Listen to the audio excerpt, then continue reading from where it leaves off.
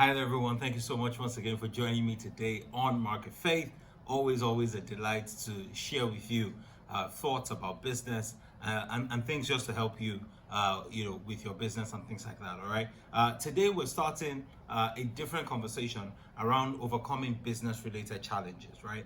How do you overcome certain business challenges? Now, just a few, caveats, so if you like, on this conversation before we go a bit further, which is the fact that I don't know your business, I don't know the nature of your business, so I'm going to speak generically based on the conversations I've been having with entrepreneurs and trying to see and make suggestions, right, that seeks to advise and really just provide some guidance in terms of what you can do to overcome certain business challenges. Now, within this series, I've focused on three main challenges in business. Number one, people. Number two, funding. Number three, revenue in terms of customers and increasing your income in your business. So along these three challenges, I'm going to speak a little bit generically, but I'm hoping that you can take some of the principles and apply it into your own situation. So today we start talking about people-related challenges, employment-related challenges, especially when you are in a continent like Africa, where there has been a lot of brain drain over the last few years. A lot of countries like Nigeria are losing people, some of their brightest minds, to countries outside Nigeria, to the UK, to Canada, and all those types of things. The chances are that every single person is in a state where, or rather every single business owner is in a state where they've lost some of their best people. And what is happening now is that there is a bit of a war for the remaining talents who are on the ground, right? And it still doesn't mean that finding the people that you want or finding the kind of job that you want is easy. It's not easy yet. There are so many factors and there are so many dynamics that are at play. So today what I'm going to try to do is to make some suggestions and suggest some areas of improvement and things you can do to improve in your business and improve people management and attracting the best talent in your business, right? In every business, two things are critical to the growth of a business: money and people. Money and people, right? We talk about money some of the time, but people is something that I don't think gets enough conversation and enough attention, because if you understand that the role of people in the growth of your organization is such that those people bring great ideas, they bring fresh perspective, fresh thinking, and they bring suggestions that will really help you grow and scale your business. So it's very important that you understand that people are critical to your growth. People are critical to your business. I was talking to some friends who are also in business, especially in the professional services firms. They are losing a lot of people. They have lost a lot of people. My friend who is a software developer hasn't coded personally in years, but in the last 1 or 2 years, he's had to get back onto the computer to start doing a lot of coding himself because a lot of his developers have gone. I have another friend who also has a consulting business, and he called me and said, look, Deji, how are you coping with the fact that people are just leaving in droves and all those types of things, right?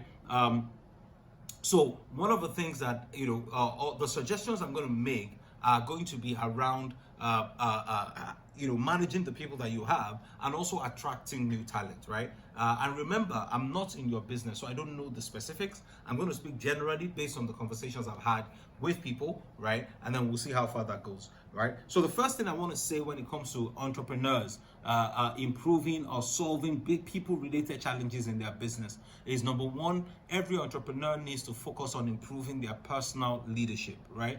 Listen. People now are getting to a point where people want to work for a cause. They want to work for a reason. They don't just want to wake up and go to work and live empty lives, right? That generation is long gone. The generation that we are in right now are people who are looking for meaning in their work, who are looking to work with great bosses, right? And so you will not get away with being nasty to people anymore, right? Because now people are not even that many that you can choose from. So you need to improve your personal leadership, right? People leave bosses, right? Many times. They're not just leaving an organization, they're leaving the boss. They are leaving somebody who perhaps has been toxic, who hasn't been the best type of leader that they can be, right? Because leadership has a way of putting a lid on people. Leadership limits people. When people work in an organization where they cannot express themselves because of the insecurities of a leader, they will leave. It's just the reality of what the situation is, right? So you need to improve your personal leadership and emotional intelligence as a leader. Always be improving your personal leadership. Too many of us ignore this. We focus on the people and what they are doing wrong and why they are not being loyal and all those types of things. And we forget to look inwards and improve ourselves and improve our personal leadership. So if people are not willing to work for you, it doesn't matter who you hire. Listen, I'll say that again. If people are not willing to work for you, it doesn't matter who you hire. All right.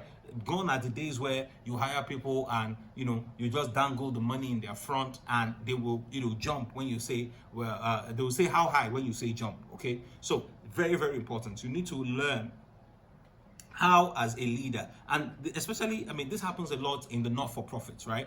In churches and organizations like that, where people are volunteering. They've had to improve their personal leadership to get people to do things. So that's the era. Something similar is what I believe that businesses will be driving towards. People want to work not just for a great company, but they also want to work for great bosses. All right. Number 2, always be hiring.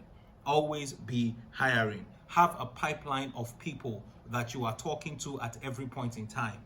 Just the other day, I was still having a conversation with someone, right? And he was telling me, the nature of the way the conversation was going, I could see that they were also, almost like trying to check me out to see whether I can be a fit for some of the things that they are also thinking about and some of the things that they are also doing.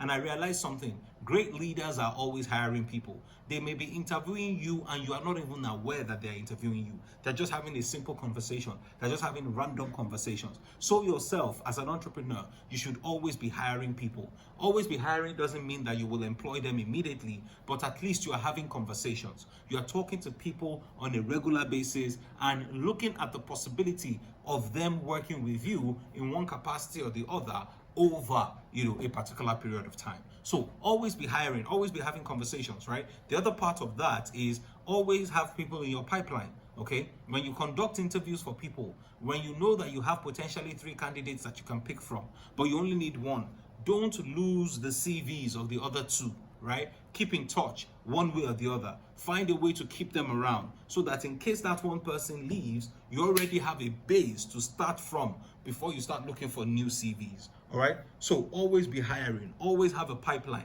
For every role within your organization, you need to ask yourself that if this person leaves, do I have a plan to replace this person? And the way to do that is by always having a pipeline of people that you can engage, that you can talk to, and all those types of things. Number 3, plan for the best people to leave. Listen, too many entrepreneurs are devastated when the best people within their organizations leave, right? Life happens, people move on. Plan for even your number 2 person to leave your organization. It is the reality that we are facing today.